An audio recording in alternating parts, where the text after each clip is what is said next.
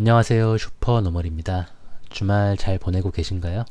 저는 둘째가 태어나고 나서 가족들과 어디를 다니지는 못하고 큰아들 데리고 나와서 집 앞에서 잠깐씩 놀고 있습니다. 자연스럽게 한 명씩 맡게 되는 것 같아요.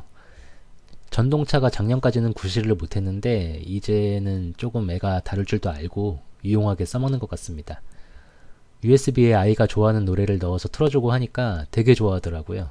애가 조금 취향이 특이해서 강력한 사운드를 좋아합니다. 질풍가도 그대에게 이런 돌격형 노래를 좋아해요. 아마 사람들이 제가 좋아하는 노래 틀어놓고 다니는 줄 알 것 같은데 좋아하는 게 맞긴 한데 아이가 좋아할 거라고는 생각을 못 할 것 같습니다. 오랜만에 부자가 셀카도 찍고 했는데 너무 좋아해서 내일 또 나가야 할 것 같습니다.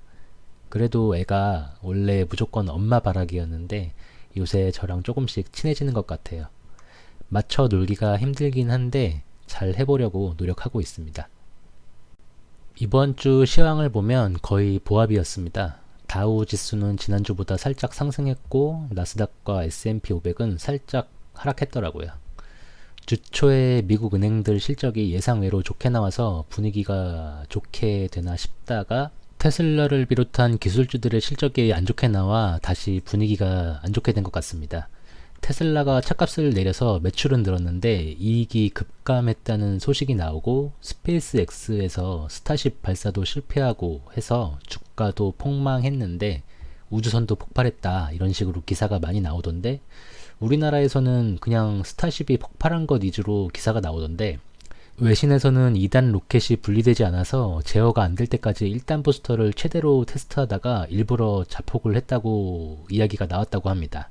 원래 기능 고장에 대비한 자폭 기능이 있었고 그대로 바다에 떨어져서 연료를 버리는 것보다 높은 고도에서 폭발시키고 연료를 소진하는 게 더 안전해서 자폭을 한 것이라고 합니다. 이번 발사에서 가장 중요했던 건 33개의 로켓 엔진을 제어하는 것이었다는데 이게 많은 사람들과 화물을 우주로 보낼 수 있냐 없냐의 핵심인 것 같습니다. 어차피 한 번에 성공할 프로젝트는 아니었고 언젠가 성공하게 되면 달 탐사 프로젝트 아르테미스부터 시작해서 화성에 인류를 보내는 것까지 스타쉽을 이용해서 보낼 계획이라고 저는 알고 있습니다. 제가 우주에 관련된 거에 관심이 많아서 뉴스나 유튜브를 챙겨보는 편이에요. 너무 재밌습니다. 죽기 전에 외계 생명체가 있다라는 거를 확인하고 싶어요. 아무튼 이렇게 일론 머스크가 최악의 하루를 보냈다. 16.7조를 날렸다. 이런 기사가 나왔는데 돈나무 누나라고 불리는 캐시 우드는 테슬라 주식을 3,500만 불 질렀다고 합니다. 저도 개인적으로 테슬라가 단순히 전기차만 하는 기업은 아니라고 생각을 하는데 개별 주식으로 투자하기는 조금 부담스러워요. 그냥 TQQQ에 포함이 되어 있으니까 거기에 만족을 하려고 합니다. 이번 주의 마켓맵은 대략 이렇습니다. 마소, 애플 거의 그대로고요. AI 관련해서 엔비디아가 최고다라는 기사가 나왔던 것 같은데 그것 때문인지 구글이 빨갛게 됐습니다.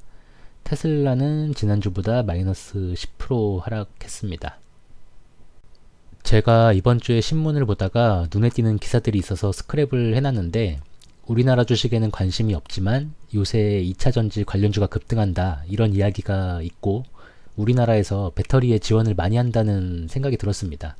사진 보고 싫어하실 분이 계실 수도 있는데 저는 정치 쪽으로는 편 없습니다. 양쪽 다 안 좋아하고 이분들한테 받은 것도 없는 분들이 서로 편 갈려서 거품 물고 싸우시는 거 제일 이해 안 가요.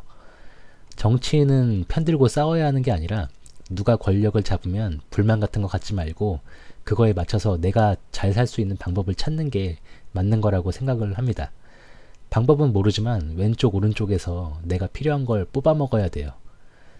배터리 쪽을 이렇게 대통령까지 나서서 밀어주겠다, 반도체급으로 키우겠다 이런 이야기가 나오고 있고 신문 사설에도 국가적 역량 결집 이런 표현이 나와서 투자는 안 해도 어떤 식으로 흘러가나 정도는 지켜봐야 하지 않을까 하는 생각입니다. 그리고 엔비디아 이야기를 안 할 수가 없는데 AI 전쟁 승자는 엔비디아라는 기사가 났고 목표 주가를 2배로 잡았다고 합니다. 그냥 부르는 게 값이라고 하고 일론 머스크도 얼마 전에 AI 쪽 일을 시작하려고 엔비디아 GPU를 수천 개를 샀다고 해요. 프랭크 리라는 분이 엔비디아를 유일하게 부정적으로 평가했다고 하는데 본인이 패배를 인정한다고 이야기를 했다고 합니다. 그러면서 목표 주가까지 높였다고 해요. 장기 투자자는 애널리스트를 믿는 게 아니지만 어쨌든 상황이 이렇다고 합니다. 그리고 TSMC가 성장성이 둔화됐다는 소식이 있는데 하반기 말 수요 회복이 기대된다 라는 이야기가 있고, 생뚱맞긴 한데 IBM 영업이익이 증가했고 올 매출이 늘어날 거라는 기사가 있어서 어떻게 되나 보려고 스크랩을 해놨습니다. 한번 보려고요. 신문에서 이렇게 예상한다는 기사가 나오면 나중에 어떻게 결과가 나올지 궁금해서 스크랩이나 기록을 해놓고 6개월, 1년 아니면 더 오래 있다가 어떻게 됐는지 볼 생각입니다. 이번 주는 이런 기업들이 실적 발표를 합니다. 25일 알파벳과 마소, 26일 메타, 27일 존 죄송합니다. S&P 500 기업의 3분의 1 이상이 실적 발표를 한다고 합니다. 코카콜라, 비자, GE, GM, 3M, 맥도널드, 보잉, 인텔 등등이 포함되어 있습니다. 예상은 좋지 않다니까 너무 큰 기대는 안 하시는 게 좋을 것 같습니다. 이런 소식들이 있었고요. 제 계좌를 살펴보면 지난주보다 1.5% 하락을 했습니다. 마이너스 12%까지 올라갔었는데 횡보하면서 스물스물 내려오고 있네요. 보유 종목들의 상황은 보시는 대로고요. 혼자서 살짝 흐뭇한 거는 워런 버핏 바이블을 읽으면서 너무 갖고 싶어서 버크셔 해서의 B를 매수했는데 8%나 상승해 있습니다. 아마 제가 주식을 하면서 내가 사면 떨어지지 않은 최초의 종목이 아닐까 싶어요.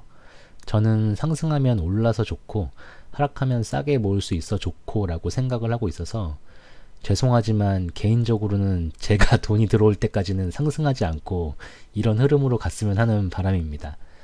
썸네일은 하도 제목을 지을 게 없어서 대체 언제 오르는 건가 이런 제목을 쓰긴 했는데 결국 주식은 오른다는 가정을 하면 결국 제가 만족할 수량을 모으지는 못하겠지만 그래도 돈이 들어오기 전에 폭등하지는 않았으면 좋겠습니다. 정확하게는 충분한 수량을 모으기 전까지는 폭등을 하지 않았으면 좋겠어요.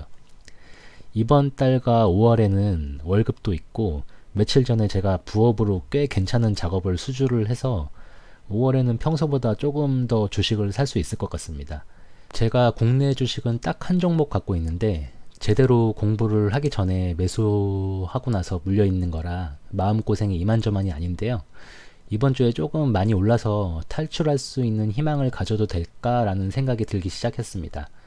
또 희망 고문이 될지도 모르겠는데 제가 SOXL이나 TQQQ는 정말 열심히 물타기를 했어요. 근데 이 종목은 겁나서 물타기를 할 수가 없습니다.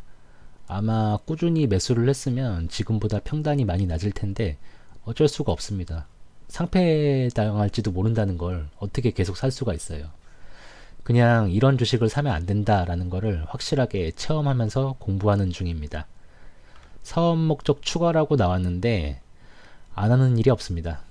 소프트웨어 개발, 전자상거래, 게임 제작, 블록체인, 광고 대행, 부동산 분양 광고, 보험 대리 중개업. 이거는 뭐 완전 주식계의 김밥 천국이에요. 김밥 천국 가면 못 만드는 메뉴가 없잖아요. 언제까지 흔들리는 음봉 속에서 개잡주양을 느껴야 하는지 모르겠습니다. 아무튼 이렇고요. 매수한 지 2년이 다 돼가는데 나중에 해피엔딩으로 탈출해서 개잡주 탈출 수익 인증 영상을 올리고 싶습니다. 이렇게 한 주 동안 보고 느낀 것들과 제 계좌 상황에 대한 이야기를 나눠봤고요. 제가 헌혈을 가끔씩 하고 있는데 특별히 받을 게 없어서 문화상품권을 받아요. 조금 모여서 책을 사려고 긁었는데 안 해본 걸 하다 보니까 이렇게 번호가 망가져서 황당했는데 고객센터로 전화하니까 문자로 다시 보내주더라고요. 혹시라도 저와 같은 공경에 처하시면 참고하시고요. 요새 이렇게 책을 읽고 주말에 유튜브 올리고 하는 게 너무 행복합니다. 유일한 낙이에요. 유일한 자유시간인데 애들이 모두 자야 누릴 수 있습니다. 잠을 못 자서 악순환이 반복되기는 하는데 어쩔 수가 없어요. 너무 주식책만 읽어서 그 내용이 그 내용 같아갖고 기본 전환도 할 겸 해서 요새 베스트셀러 1위인 세이노의 가르침과 절판됐다가 다시 나왔다는 사이토 히토리의 1% 부자의 법칙 2권을 구입했습니다. 언제 다 읽게 될지는 모르겠지만 틈틈이 보면서 좋은 내용들을 나눠보도록 하겠습니다. 이상 오늘 나눌 이야기는 여기까지입니다. 시청해주셔서 감사하고 건강하고 행복하게 또 만나요.